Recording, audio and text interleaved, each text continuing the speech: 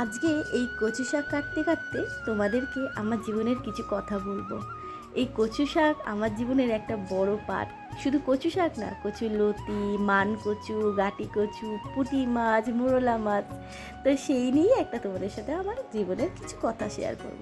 আমার শ্বশুরবাড়ি ছিল বাঙাল বাড়ি। তারা এই কচু শাক, কচুর লতি, মান কচু, পুঁটি মাছ, মোরলা মাছ এইগুলো খেতে ভীষণ ভালোবাসতো।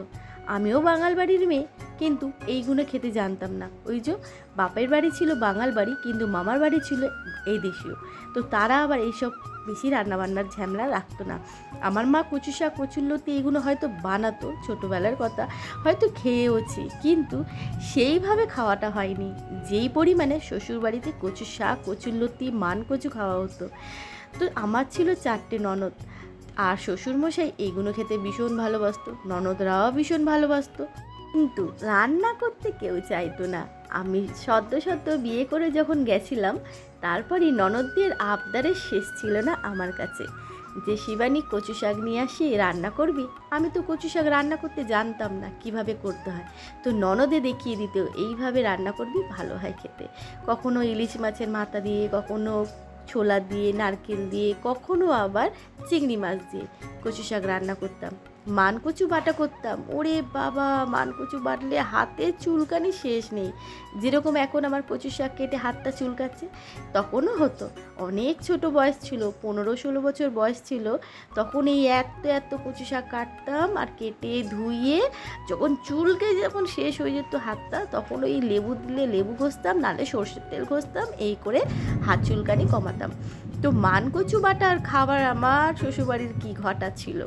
সেই মান কচুকে ভালো করে গেটারে ঘষে, তাকে চটকে ধুইয়ে, তাকে শিলনোড়ায় বেটে, আবার দুধগুলো ফেলে, সেই মান কচু নারকেল, সর্ষে, কাঁচা লঙ্কা দিয়ে বেটে খাওয়া হতো। মানে কোনোদিন যদি আমি বানাই, অবশ্যই তোমাদেরকে সেই ভিডিওটা শেয়ার করব। এদিকে আমারও কচু শাক ঘরে কাটা হয়ে গেছে, আর সেদ্ধও করা হচ্ছে ভাগে ভাগে, আর এর সাথে আমি একটু ছোলা দিয়েও সেদ্ধ করে নিচ্ছি। আমার শ্বশুরবাড়িতে এই কচু শাক হলে তাদের এক পাত খাওয়া হয়ে যেত। তো এখন সবই গল্প। এখন তারা নিজেরাই বানিয়ে খাচ্ছে। শ্বশুরমশাই তো নেই, উনি গত হয়ে গেছেন, আর তাদের মেয়েরা আছে, তাদের বয়স হয়েছে। তারা একটা সময় আমাকে প্রচুর খাটিয়েছিল। সংসারের কাজ করতে আমি ভীষণ ভালোবাসি, আর সংসারের কাজকে আমার খাটনি কখনোই মনে হয় না। আমি ভীষণ ভালোবাসি সংসারটাকে, তার জন্য সংসারের কাজগুলোকেও আমার ভীষণ ভালো লাগে, যার জন্য আমার সংসারটাকে আমি সুন্দর করে গুছিয়ে রাখি। আর এই ছোট্ট বয়সে যখন যার আবদার হতো যে আজকে শিবানী এইটা রান্না করে দে, কালকে শিবানী ওইটা রান্না করে দে, আমিও রান্না করে দিতাম। আমি তো জানি রান্নাটা করলে তো আমি দুটো খেতে পারবো, আর আমার তো ভীষণ খাবারের অভাব। অনেক ছোটো বয়সে সংসারের অভাবটা কি আমি দেখে নিয়েছি, আর এখন ঠাকুরের আশীর্বাদে একটু ভালো আছি, কিন্তু অভাবটা কোনোদিনই আমি ভুলিনি, অভাবটাকে আমি ভুলতেও চাই না। জোর কাটিয়ে 10 দিনের মাথায় যখন বাড়ি আসি, তখন হয়ে গেল পুরোটাই আলাদা সংসার। আমার হাঁড়ি আলাদা, আর আমার হাঁড়ি আলাদা মানে আমরা স্বামী স্ত্রী দুজন। আমার তাহলে সংসারে সেই হাঁড়ির খাটনি নেই, রান্নাই হতো না তো অর্ধেক দিন, খাটনিটা হবে করতে। ননদের মতো রান্না করতো, জায়ের মতো রান্না করতো।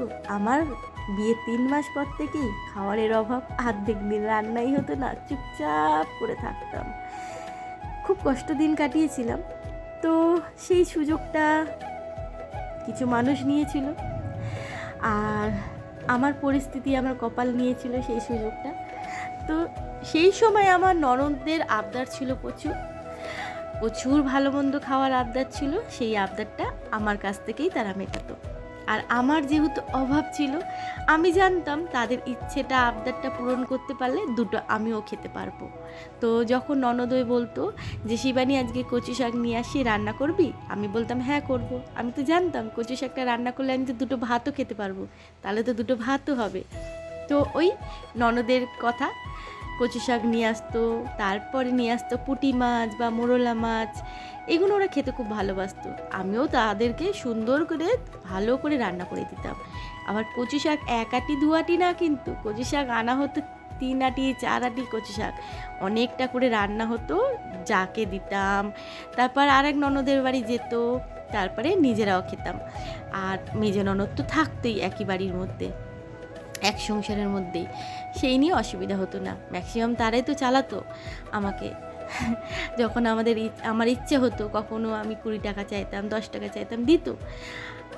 আমি তো খেতে পারতাম না, মানে খাবারের অভাব। তখন তাদের মাধ্যমেই খেতাম। তারা যখন বলতো আজকে এই রান্নাটা করবি, আমি হ্যাঁ কেন করব না, তাহলে আমি জানি তো দুটো খেতে পারবো।